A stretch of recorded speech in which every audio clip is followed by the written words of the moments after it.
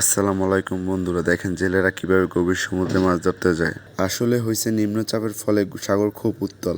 একটা ঢেউ এমন ভাবে আপনার করতেছে, দাঁড়াইতেছে, আপনার মনে হয় যে আপনার নৌকো ডুবাই ফেলবে। তারপরও জীবনের রিস্ক না, তারা এই গভীর সমুদ্রে মাছ ধরতে যায়। কিভাবে যায় ফুল ভিডিওটা দেখলেই বুঝবেন।